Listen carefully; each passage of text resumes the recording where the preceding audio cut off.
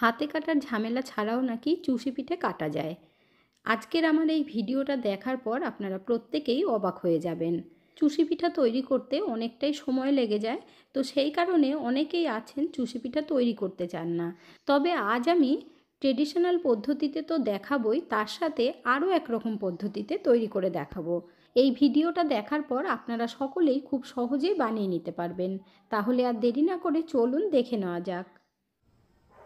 নমস্কার বন্ধুরা, মিঠুস ওভেনে আপনাদের সবাইকে স্বাগত জানাই।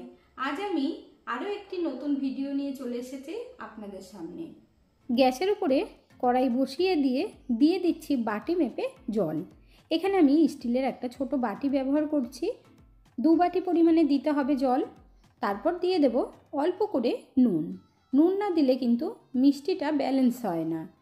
এবার হাফ টিস্পুন মতো ঘি দিয়ে দিচ্ছি। ঘিটা দিয়ে ভালোভাবে একটু মিশিয়ে দিতে হবে। এরপর এই জলটা আমরা ভালোভাবে একটু ফুটিয়ে নেব। এখানে দেখুন বন্ধুরা, জলের মধ্যে ফুট উঠে গেছে। এরপর সেম বাটি মেপেই 1 বাটি চালের গুঁড়ো নিয়ে নিয়েছি। তারপর দেখুন অল্প অল্প করে জলের মধ্যে দিয়ে দিতে হবে। এই সময় গ্যাসের ফ্লেমটাকে লো আঁচে করে দেবেন, তারপর আস্তে আস্তে করে নাড়াতে হবে। চালের গুঁড়ো খুব ভালোভাবে মেশাতে হবে, না হলে কিন্তু দলা পেকে যাবে। এরপর আমরা গ্যাসের ফ্লেমটাকে বন্ধ করে দেব। তারপর অনবরত নাড়িয়ে খুব সুন্দরভাবে মিশিয়ে নিতে হবে। চালের গুঁড়োর এই ডো তৈরি করার জন্য জলের মাপটা কিন্তু ঠিকঠাক দেবেন, তাহলে দেখবেন খুব সুন্দর হবে। এরপর ঢেকে রাখতে হবে 10 মিনিটের জন্য। ততক্ষণে চালের গুঁড়োটা খুব সুন্দরভাবে সিদ্ধ হয়ে যাবে ভাপে ভাপে। 10 মিনিট বাদে দেখুন বন্ধুরা, চালের গুঁড়োর ডোটা কতটা শক্ত হয়ে গেছে। একদম নরম হলে অসুবিধা হবে। এখানে দেখুন এখন একটু ভালোভাবে মেখে নেব। কিছুক্ষণ রেস্টে রাখার পর মেখে নিলে আলাদা করে আর চালের গুঁড়ো দেওয়ার দরকার পড়বে না, এমনিতেই ভালোভাবে মাখা হয়ে যাবে। এখন আমরা একদম সফট ডো তৈরি করে নেব। এখানে দেখুন ভালোভাবে মাখা হয়ে গেছে। এখন এর থেকে কিছুটা ডো আমরা আলাদা করে নেব চুষি কাটার জন্য, আর বাকিটা কিন্তু ঢেকে রাখতে হবে, না হলে ওপর থেকে শুকিয়ে যাবে। তার জন্য ভালোভাবেই ঢেকে রাখবেন। প্রথমে আমরা ট্রেডিশনাল পদ্ধতিতেই তৈরি করব, তার জন্য এখানে একটা শিল পেতে নিয়েছি আর নিচে পেপার দিয়েছি। এখন শিলের ওপরে কিছুটা চালের গুঁড়ো ছড়িয়ে দিতে হবে, না হলে কিন্তু লেগে যাবে। তারপর এই লেচিটাকে নিয়ে একটু লম্বা করে নেব, এর থেকে 2 ভাগ করব। তারপর সরু সরু করে লেচি তৈরি করতে হবে। এইভাবে তৈরি করার সময় যদি হাতে লেগে যায় তাহলে কিন্তু একটু চালের গুঁড়ো লাগিয়ে নিতে হবে। আর এরকম লম্বা লম্বা করে তৈরি করলে খুব তাড়াতাড়ি চুষি তৈরি করা যায়। এখানে আমি আরও একটা তৈরি করে নিচ্ছি। বন্ধুরা, আজকের এই রেসিপিটা যদি আপনাদের ভালো লেগে থাকে তাহলে আমার চ্যানেলটিকে অবশ্যই সাবস্ক্রাইব করবেন, পাশে থাকা বেল আইকনটি দাবিয়ে দেবেন, সবার সাথে শেয়ার করবেন, আর একটা লাইক করতে ভুলবেন না কিন্তু। দুটো তৈরি করা হয়ে গেছে। এখন আমরা চুষিগুলো কেটে নেব। চালের গুঁড়ো দিয়ে কিন্তু একটু ছড়িয়ে নেবেন। এরপর ছোট্ট ছোট্ট বলের মতো করে নিয়ে চুষিগুলো কাটতে হবে। এইভাবে কিন্তু মা, দিদিমা বা ঠাকুমারা কিন্তু চুষি কেটে থাকেন। আমি চেষ্টা করছি যতটা ভালো করে কাটা যায়। অনেকেই এমনভাবে চুষি কাটেন তাদের তো হাত দেখাই যায় না, শিলের ওপর রেখে রেখে কি সুন্দরভাবে কেটে নেয়। আমি অনেকবার ট্রাই করেছি কিন্তু আমি পারি না। তবে আমি এইভাবেই চুষি কাটি আর আমার কাছে খুব সুবিধেই মনে হয়। দেখুন বন্ধুরা, কত সহজেই চুষিগুলো কেটে নিচ্ছি।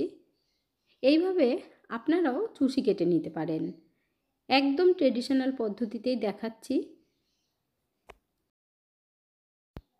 আপনারা কে কোথা থেকে ভিডিওটি দেখছেন অবশ্যই কমেন্ট করে জানাবেন, তাহলে আমিও বুঝতে পারবো আমার বন্ধুরা কোথা থেকে দেখছেন। আর আপনারা সকলেই এত সুন্দর সুন্দর কমেন্ট করেন, আপনাদের কমেন্টগুলো পড়তে আমার ভীষণ ভালো লাগে। এইভাবেই আমার পাশে থাকার জন্য আপনাদেরকে সকলকে জানাই অসংখ্য ধন্যবাদ। ভালো থাকবেন, সুস্থ থাকবেন। চুষিগুলো এখন হাতে নিয়ে একটু দেখিয়ে দিচ্ছি। দেখুন বন্ধুরা, কতটা সুন্দর হয়েছে। এই একই পদ্ধতিতে আমি বেশ অনেকটাই চুষি কেটে নেব, আর দ্বিতীয় পদ্ধতিটাও আপনাদেরকে দেখিয়ে দেব। এখানে দেখুন বন্ধুরা, চুষি কাটা হয়ে গেছে। ওপরে একটু চালের গুঁড়ো ছড়িয়ে দিচ্ছি যাতে করে একটার সাথে একটা লেগে না যায়। এখন আমরা প্লেটের মধ্যে তুলে রাখব। আর একটার সাথে একটা লাগার কিন্তু কোনো রকম ভয়ের ব্যাপার নেই, এই রকমই থাকবে। আপনি যদি 1 ঘন্টা পরেও চুষিগুলো দুধে রান্না করেন তাতেও কিন্তু লাগবে না। এখানে দেখুন কত সুন্দর লাগছে দেখতে। চুষি কাটার পর আপনারা যদি অনেকটা টাইম রাখতে চান তাহলে ওপর থেকে ঢেকে রাখবেন। এরপর দ্বিতীয় পদ্ধতিটা দেখাবো, তার জন্য এখানে আমি বড় গ্রেটার নিয়েছি। আর গ্রেটারের সবথেকে বড় ফাঁকাটা দিয়ে দেখুন এইভাবে ডোটাকে নিয়ে চেপে চেপে কাটতে হবে। চেপে চেপে একটু ঘষে দিলে দেখবেন বড় বড় টুকরো হয়ে পড়বে। এইভাবে যদি গ্রেটারের সাহায্যে ঘষে নিয়ে টুকরোগুলো করে নেন তাহলে আলাদা করে লেচি তৈরি করার দরকারও পড়ে না, আর ছোট টুকরো করারও দরকার পড়ে না। এখানে দেখুন আমি আপনাদের দেখানোর জন্য বেশ কিছুটা করে নিয়েছি। এরপর এগুলো আমি একটা প্লেটের মধ্যে তুলে নেব, তারপর তৈরি করে দেখাচ্ছি। দেখুন একটা করে থালার মধ্যে রাখবেন, আর এইভাবে ডলা দিলেই চুষি তৈরি হয়ে যাবে। আর চালের গুঁড়ো একটু ছড়িয়ে দেবেন। ছোট ছোট টুকরো বা বলের মতো করতে হয় সেটা করতে হবে না, লেচিও তৈরি করার দরকার পড়বে না। তবে এই চুষিগুলো কিন্তু একটু ছোট আর সরু হবে, এগুলো দেখতে বেশি ভালো লাগে বন্ধুরা। একবারে গ্রেটারের সাহায্যে অনেকগুলো তৈরি করে নেবেন তাহলে দেখবেন ঝটপট হয়ে যাবে। আলাদা করে কিন্তু আর টুকরো করার দরকার পড়ে না। দেখুন কত তাড়াতাড়ি হয়ে যাচ্ছে। তবে আপনাদের যেই পদ্ধতিটা সহজ মনে হয় সেভাবেই তৈরি করে নেবেন। দেখুন কত সুন্দর লাগছে না দেখতে।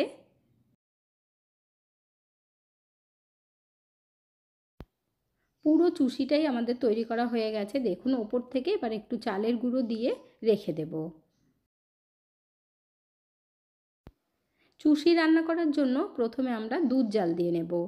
তার জন্য এখানে আমি 1/2 লিটার দুধ নিয়েছি। আমি যেহেতু 1 বাটি চালের গুঁড়ো দিয়েছি তার জন্য 1/2 লিটার দুধ কিন্তু একদম পারফেক্ট হবে। এখন আমরা একটু নাড়িয়ে দেব, তারপর ফুট ওঠা পর্যন্ত ওয়েট করতে হবে। আপনারা যদি মিল্ক পাউডার দিয়ে চুষিটা রান্না করতে চান সেটাও কিন্তু করতে পারেন। এখানে আপনারা দেখতেই পাচ্ছেন দুধের মধ্যে জাল উঠে গেছে। খুব সুন্দর সেন্ট হওয়ার জন্য কিন্তু একটা এলাচ দিয়ে দিতে হবে। এলাচের মুখটা ফাটিয়ে দিচ্ছি। এরপর দিয়ে দেব মিষ্টির জন্য গুড়। এখানে আমি 1 বাটি মতো ইউজ করছি, মানে ছোট বাটির 1 বাটি। আর এই গুড়টা যেহেতু গত বছরের তার জন্য দেখুন একটু সাদা হয়েছে, মানে ফ্রিজে রেখে কালারটা একটু চেঞ্জ হয়ে গেছে। এখন ভালোভাবে গুড়টা যাতে মেল্ট হয়ে যায় তাই নাড়িয়ে দিতে হবে। গুড় কিন্তু মেল্ট হয়ে গেছে, আর দুধের কালারটাও দেখুন কতটা সুন্দর হয়েছে। এর মধ্যে এখন আমরা চুষিগুলো দিয়ে দেব। তার জন্য যেই কাজটা করতে হবে চলুন দেখে নেবেন। চুষিগুলোর ওপরে যেহেতু চালের গুঁড়ো ছড়িয়ে দেওয়া আছে তাই এইভাবে একটা ছাঁকনির মধ্যে নিয়ে নিতে হবে, তারপর একটু চেলে নিলে চালের গুঁড়োগুলো বেরিয়ে যাবে। আলাদা করে আর হাত দিয়ে ঝরিয়ে ঝরিয়ে চালের গুঁড়ো তুলতে হবে না, বা ঝুড়ির মধ্যে নিয়েও কিন্তু আপনারা তুলে নিতে পারেন। এখানে দেখুন কত সুন্দর হয়েছে। চুষিগুলো দুধে দেওয়ার আগে ভালোভাবে একবার নাড়িয়ে নিতে হবে, আর এই দুধটা কিন্তু খুব বেশি গাঢ় করা যাবে না। চুষি রান্না করতে করতে দুধটা গাঢ় হয়ে যায়। এরপর আস্তে আস্তে চুষিগুলোকে ছড়িয়ে ছড়িয়ে দিতে হবে। তারপর আমরা খুব আস্তে আস্তে একটু নাড়িয়ে দেব। এখন আমরা ভালোভাবে সিদ্ধ করে নেব, তার জন্য কিছুক্ষণ কিন্তু ওয়েট করতে হবে। 6 থেকে 7 মিনিটের মধ্যেই দেখবেন চুষিগুলো সিদ্ধ হয়ে গেছে। চুষিগুলো যে সিদ্ধ হয়েছে সেটা কিভাবে বুঝবেন সেটাও আপনাদেরকে বলে দেব। এখন একটা হাতে নিয়ে ভেঙে দেখিয়ে দিচ্ছি। দেখুন কত সুন্দরভাবে সফট হয়ে গেছে, হাতে ধরা যাচ্ছে না, ভীষণ গরম। জল হাত করে নিয়েছিলাম একটু। একদম পারফেক্টভাবে হয়ে গেছে। আর বুঝবেন কিভাবে, চুষিগুলো কিন্তু দুধের ওপরে ভেসে ওঠে সিদ্ধ হওয়ার পরে। আর আস্তে আস্তে কালারটা কিন্তু আরও সুন্দর হয়েছে। আর চুষির কালারটাও কিন্তু দেখতেই পাচ্ছেন চেঞ্জ হয়ে গেছে।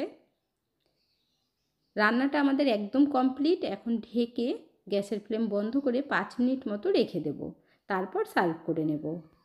চুষিগুলো ঠান্ডা হবার পর দুধটা কিন্তু আরেকটু গাঢ় হয়ে যায়। আর দেখতেও দেখুন কত সুন্দর হয়েছে। আজকের ভিডিওটা আপনাদের কাছে কেমন লাগলো অবশ্যই কমেন্ট করে জানাবেন। এতক্ষণ ধৈর্য ধরে ভিডিওটি দেখার জন্য অসংখ্য ধন্যবাদ। ভালো থাকবেন, সুস্থ থাকবেন। দেখা হচ্ছে পরের ভিডিওতে। Thank you.